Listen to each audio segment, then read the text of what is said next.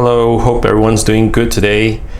A couple of videos ago, I had a comment asking which was a good beginner fountain pen for someone who's just getting into the hobby. And I suggested Lamy Safari would be one of the good pens to start with. I have a selection of Lamy Safaris down here, and the scenario which I'm going to play out would be, obviously I'm going to try out the pens, and then whether or not a Lamy Safari would be a good everyday pen in the use case of perhaps a student, right, who will be writing on exercise books similar to this with pretty bad paper, and then doing a bit of writing on it, and seeing what's the effect versus other pens which students might use, for example a gel pen and some other options. So first of all, the Lamy Safari, I have 4 of them here. This is the extra fine, this is the fine, and this is the medium and the broad. I'm just going to bring out the one of them to kind of take a look, and there are like literally hundreds of videos on Lamy out on the internet, on YouTube rather. I'm not going to go into the pen very much, just a very quickly, the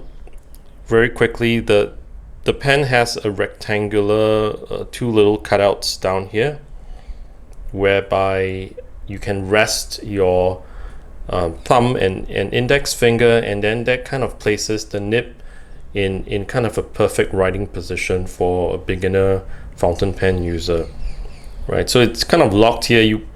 You can theoretically like hold it in other parts of the section, but it will not be as comfortable if you're not holding it by these 2 cutouts down here.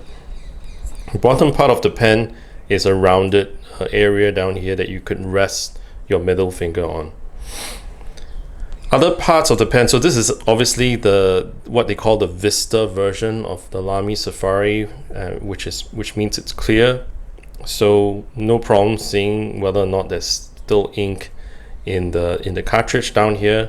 However, on the other ones down here, they still have this very handy ink window that will allow you to see how much ink you have. Right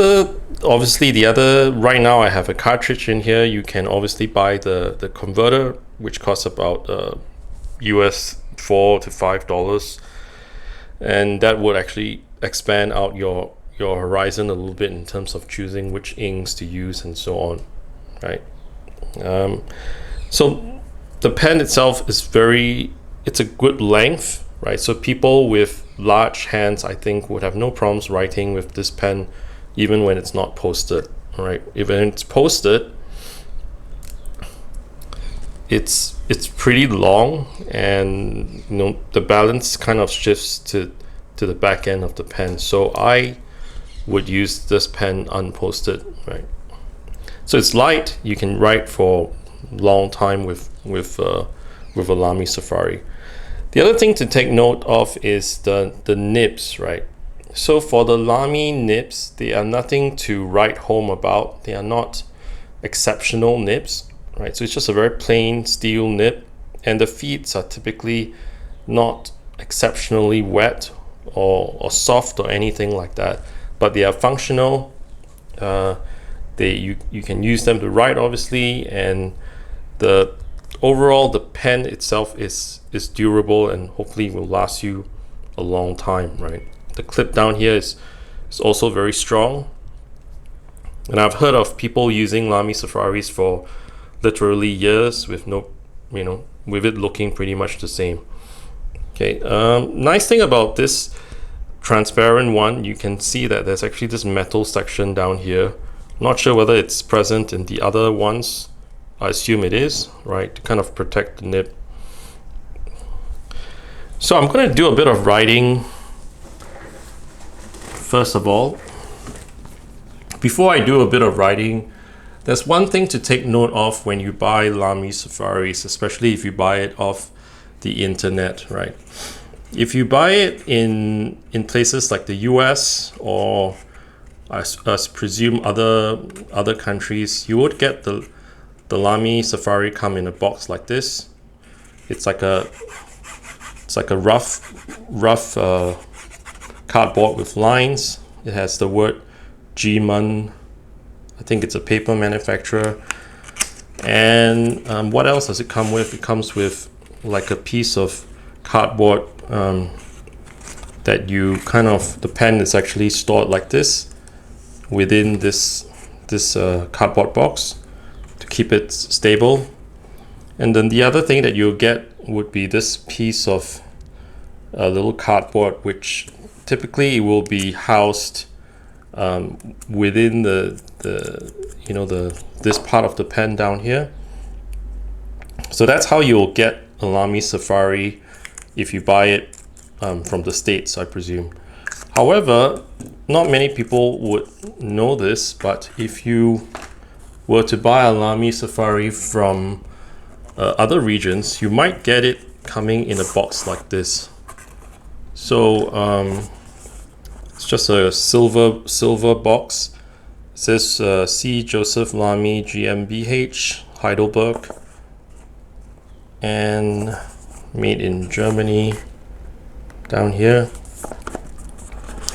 And then you get a box that looks like this with kind of a soft velvety gray area down here, and that's it, right? So the pen, if you buy it from other places other than the US, I suppose you would get the pen housed like this, and then that's the other type of packaging Lamy Safaris come in.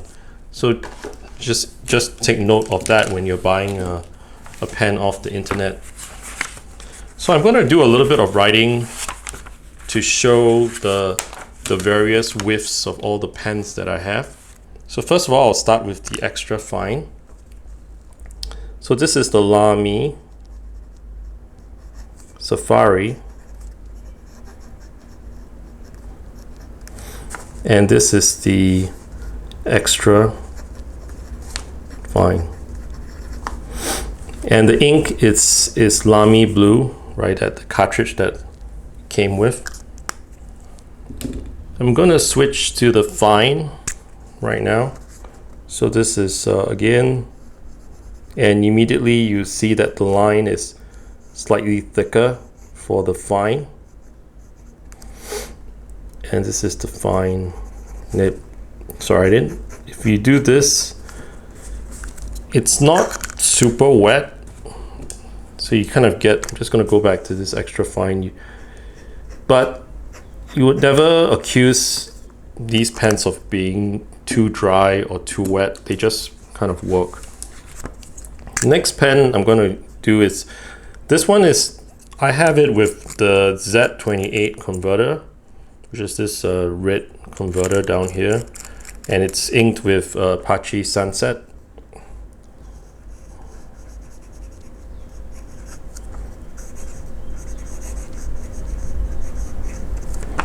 And this one is in medium. So not a fair comparison because this is a different ink than the others. And the last pen is the broad, right? So one of the things that happens with Safaris, which sometimes bothers me, is that this area here, which screws in, is sometimes gets loose. So you'll know when it's in the right place when you screw it fully, that you'll see the ink window showing fully, right? So this is the, again, and this is in broad. So I would say not a huge difference in terms of the line width for any of these, right? So I would say depending on the size of the characters that you write, I mean your handwriting, you could choose a Lamy Safari that would suit you. So let me just bring in other pens. So this is my son's pencil case, sneak peek, which he uses on a daily basis, full of pens. And I just took a selection of pens out. So this one is it's a pretty popular pen, especially in Singapore. It's called the Frixion, right? And I'm just going to write a little bit on this. So this is the Pilot Frixion. Hope I spell it correctly. And then this is the 0.07.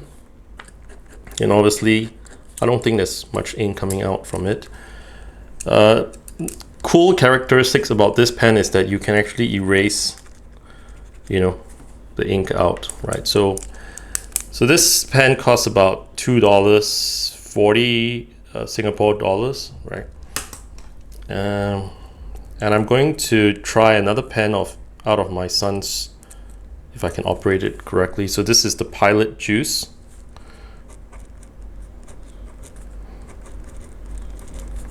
And this is the 0.5. Obviously, there's not going to be any ink coming out. Very typical $1 to $2 pen here in Singapore, right? And the reason why I mentioned, so I'm just going to put some prices down here. So this is maybe about $2, right? And this one is slightly more expensive. I think they go for about $2.40 Singapore. The reason why I put the prices down here, right? So I'm just going to use the black one to kind of show what I wanted to show. So a Lamy Safari would cost, here at least the ones that I bought, cost roughly $25, right?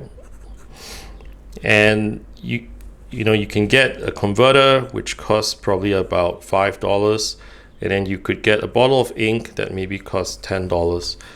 And that will run you about $40, right? And that it might seem a lot, right? To spend $40 on a pen and ink. So this is the ink, right? This is the converter, and this is the pen, right?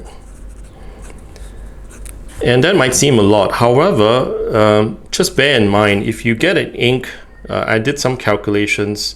If you get a typical 50 ml bottle of ink, right, and you refilled the converter multiple times, the converter has a, if I'm not wrong, a capacity of 0.8 milliliters, right? If you keep on refilling that 50, you know, the 50 milliliter bottle of ink, right, it works out to be, you can refill this pen many times, right?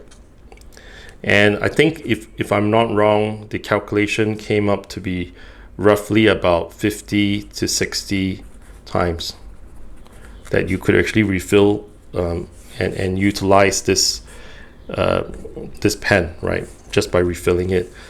Imagine if I spent 50, you know, bought 50 of these Pilot Frixions and 50 of these Pilot juices, right? You would actually, sorry, my math is not really working here. You would get into the, you know, 50 times 2, you'll get roughly to the $100 mark. And this will be even more, right? Probably like more than $100. So my point is, even though the initial cost of buying a Pilot, a Lamy Safari might be a little bit higher, the end result is, you know, it's actually more cost effective.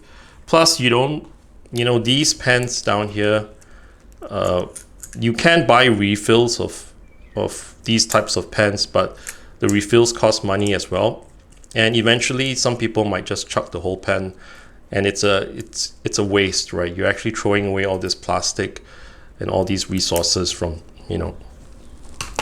So that's, you know, terrible math, but one of the main reasons why I'm like such a strong fountain pen advocate, that, you know, you should try out a fountain pen, use it, and it might turn out to be a little bit more cost effective in the long run.